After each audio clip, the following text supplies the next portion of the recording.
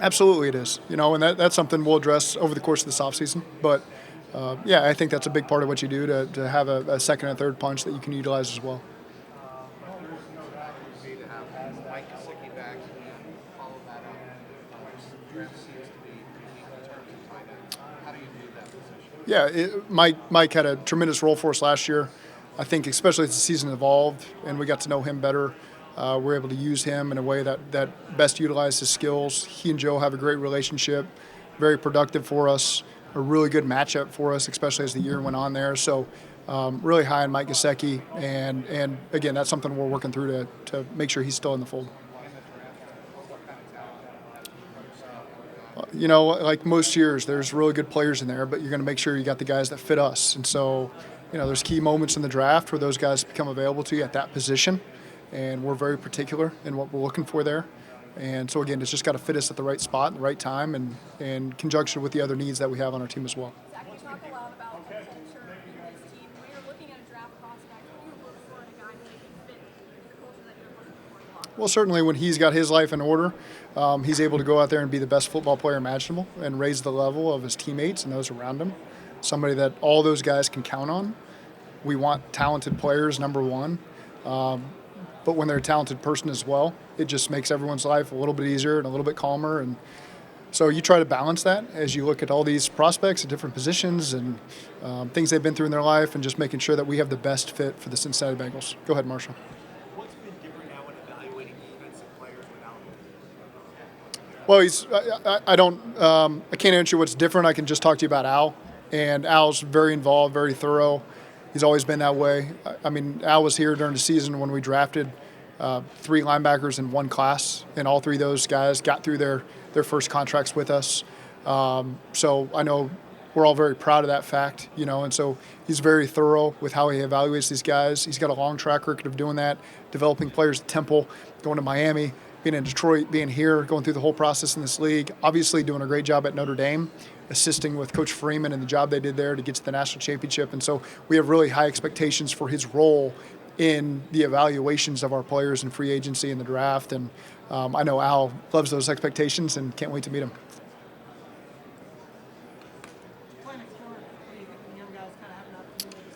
I think that's the cornerback position is an area. It's great to see you, Charlie. Is a cornerback position that we've got a lot of youth there, a lot of potential there. Guys at different points have really risen to the occasion.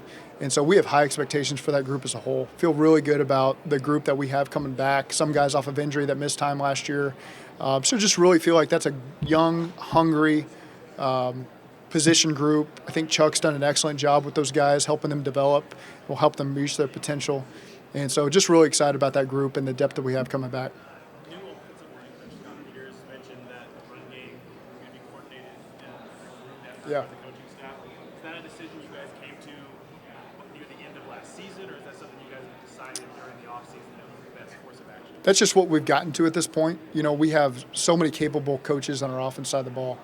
James Casey, Justin Hill, guys that can really insert themselves into the run game, that have been here for a long time. They understand the guys we have and the talent levels we have and how to best utilize those guys. So certainly that'll be a more collaborative process. And again, always believed in how we've done it and just not afraid to continue to evolve how we do that to just try to make the offense the best it can possibly be for the Cincinnati Bengals. There's been a lot of conversations about contracts with Tee Higgins and Jamaar Chase. Can you talk a little bit about the other receivers like Andrei Iosivas? Andrei Iosivas has continued to grow every single year he's been with us. So going into year 3 now, he works really hard in the offseason to raise up any weaknesses that he's perceived to have and come back stronger in those areas. Really excited about it. He can play really all 3 spots for us on offense. One of those guys that's willing to do whatever it takes to get the job done. And when the ball comes his way, he's just got a knack for making big plays for us. He's defeated some high-end corners in one-on-one, high-leverage situations this year, so we know we can count on him in those moments. Scramble drill, he's had some tremendous third-down conversions for us where Joe's knows he's able to find him and get in sync and find some explosives. He's done a great job in the run game for us as well. High-level player coming from Princeton is able to retain all the information and execute at a high level. Really excited for the trajectory that Andrei's on. And Charlie's another guy. Again, he's fought through injuries over the course of the season. We've got high expectations for him going into year 3 as well. There's a reason we drafted him. Charlie's been in the building as much as anybody, trying to get right for 2025 and put his best foot forward also. When you start players like Tee Higgins and Jamaar Chase going into contract negotiations in the offseason, what's your role? Are you in contact with them at all? Well, number one, it's good to have great players that want to be rewarded. That's a great problem to have. And, with Jamaar, we certainly want to make him the highest paid non-quarterback in this league. He's deserved that. Went into a year and won the Triple Crown and did all the things he could do for us to just have a tremendous year. So we'll continue to work through for that.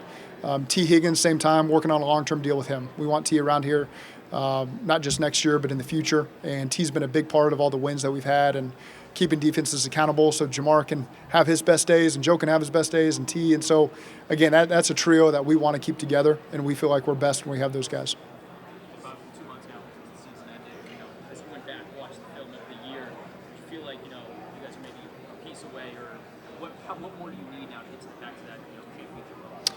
Yeah, well, certainly we got to start faster. I think, the way we ended, winning 5 games in a row to finish the season, we felt like we were playing at a high level and capable of doing damage in the playoffs, but it was our responsibility to do a better job early in the season to put ourselves in position to capitalize on that, and we didn't do that. And so none of those games really felt like they got away from us. They were all one-play games there at the end that we just did not finish. And so we have to do a better job of starting fast and finishing with the opportunities we get this season in order to put ourselves in position to win the division, have some home field playoff games, and give ourselves the best shot to go win the Super Bowl. What specific things on offense you mentioned finishing, obviously.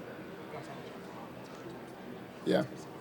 Well, there's always things within the pass. I know we had the number 1 pass game in the NFL last year, but there's still things within that that we want to continue to evolve our play actions and our screens and keep people accountable that way. I think playing with a lead, we got to do a better job.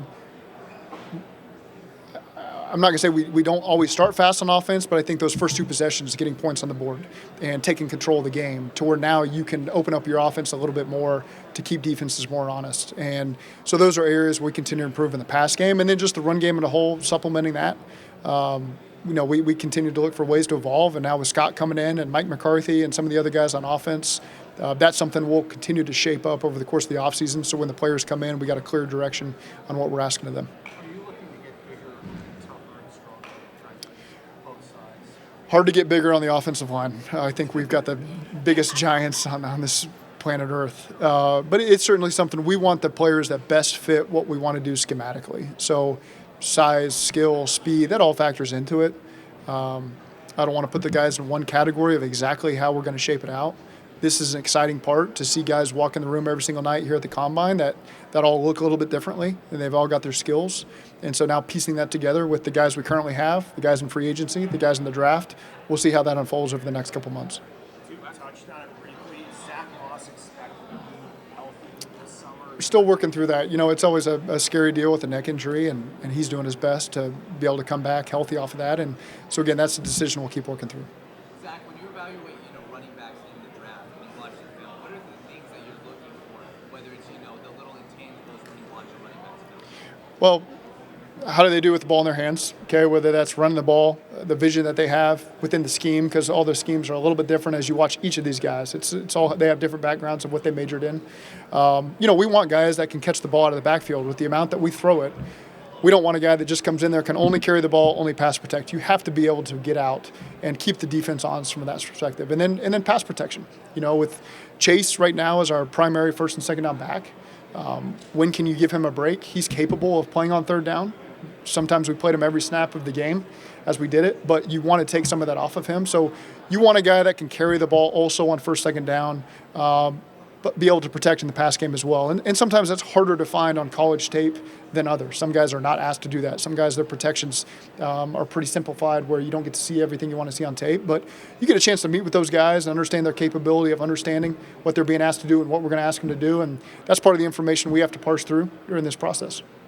Going back to last season, one of the big storylines issues was the losses in one score and just generally tight games. Now it's some time to reflect on it. What do you think you can do as a coach to put the team in a position to be on the other side of those tight games next Yeah, we've had years where we've been on the other side of that, so this is one of those years we just weren't able to make the plays at key moments earlier in the game that would have allowed the games to separate. So it doesn't need to always come down to the last kick of a game or the last 2-point conversion of a game. There's opportunities that you can take hold of in the second or third quarter to where we can run away with some games. And I'd much rather focus on running away with some of these games than being in these tight games. But we've got a history with a lot of guys on this team of closing games out, and we're going to get back to that this year. What can you learn about a guy at the top line that you can't learn about? For me, it's a starting point. It's maybe your first face-to-face interaction.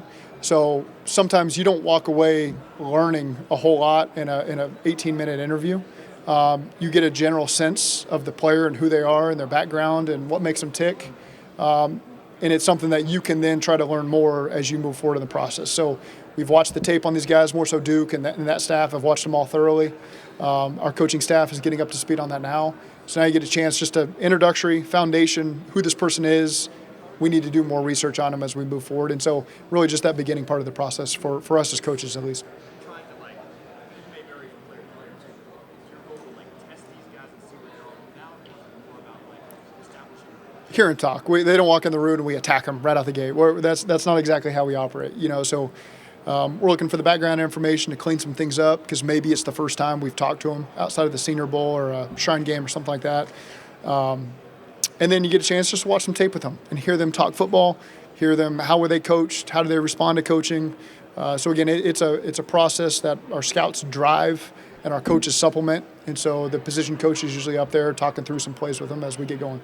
A lot of the AFC North defenses, kind of built similarly, starter edge rushers. Can you start over again? I'm sorry.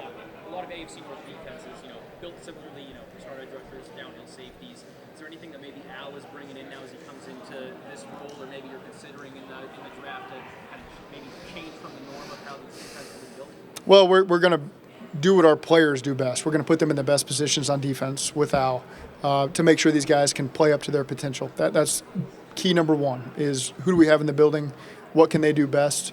We've certainly got schemes that we believe in, and you can mix some of that stuff up. But number one is what players do we have in the building? How can they play the best to be at a championship level?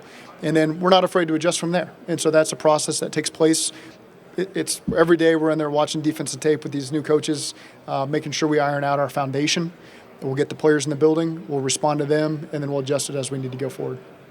A lot of players have talked about some of the more out of left field or crazy questions they got in the combine. Which was the craziest most out of left field question you've heard in the combine? I wouldn't say that I've really been a part of something out of left field like that as combine questions go. It's been pretty tame is maybe the best word, and I'm not ashamed of that. I think that's the right way for us to do it, to try to gain the most information so they can just be their true self and feel comfortable in the environment, and then we take the information as we see fit. You never, as a young coach, Go ahead, James. I'll come back to you in a second.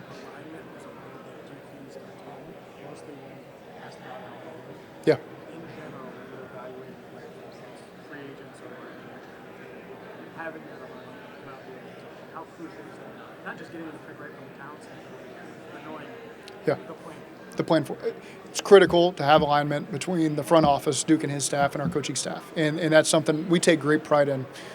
Going into the 7th year I've been here, and I wouldn't change anything about our process. I think Duke and his staff do an excellent job of, as much as humanly possibly, coming down to the coaches, asking what we look for, what we need, and then collaborating with them and how they see these guys, and such thorough conversations. And I never walk away on draft day feeling like, man, coaches didn't get enough to say what they need to say about a player.